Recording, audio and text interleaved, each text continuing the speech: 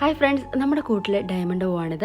2 ദിവസമായിട്ട് നിലത്തിലൂടെ നടക്കുന്നതാണ് കാണുന്നത്. അതുകൊണ്ട് എന്താ സംഭവിച്ചതെന്ന് അറിയാൻ വേണ്ടി നോക്കുമ്പോഴാണ് ഈ ചിറകിന് കീഴിലായിട്ട് ഒരു വലിയ മുറിവുണ്ട്. എങ്ങനെ സംഭവിച്ചതാണെന്ന് അറിയില്ല. അപ്പോൾ എന്തായാലും ഞാൻ സാധാരണ കൊടുക്കുന്ന ഫസ്റ്റ് എയ്ഡ് മഞ്ഞപ്പൊടിയും ഉപ്പും ഇതുപോലെ വെച്ച് കൊടുക്കും. അത് ഏത് കിളിക്ക് മുറിവുണ്ടായാലും മുറിവുള്ള ഭാഗത്ത് വെച്ച് കൊടുക്കും. സാധാരണഗതിയിൽ ഉണങ്ങാറുണ്ട്. അപ്പോൾ ഇപ്രാവശ്യം മുറിവ് ഉണങ്ങിയിട്ടില്ലെങ്കിൽ ഹോസ്പിറ്റലിൽ കൊണ്ടുപോകാം എന്നുള്ള ഉദ്ദേശത്തിലാണ്. അങ്ങനെ ഫസ്റ്റ് ഡേ നമ്മൾ തേച്ച് കൊടുത്തു, കൂട്ടിലാക്കി.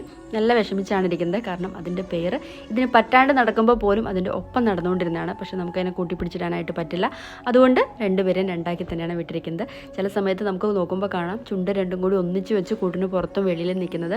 സീഡ്സൊക്കെ കൊത്തി കൂട്ടിനകത്തിട്ട് കൊടുക്കും.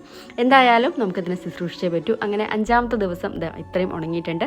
6ാമത്തെ ദിവസമായപ്പോൾ കൂട്ടിന് വെളിയിൽ വിടാമെന്ന് ഓർത്തു. നല്ല രീതിയിൽ ഉണങ്ങിയിട്ടുണ്ട്. പക്ഷേ ഇത്രയും ദിവസം നടന്ന് പഠിച്ചതുകൊണ്ട് പറക്കാൻ മറന്നു പോയതാവും. അത്യാവശ്യം നല്ല രീതിയിൽ ഓടുന്നുണ്ട്, കുഴപ്പമൊന്നുമില്ല. പതുക്കെ അത് പറന്ന് പഠിച്ചോളുമായിരിക്കും. എന്തായാലും അതിനെ ഉണങ്ങി.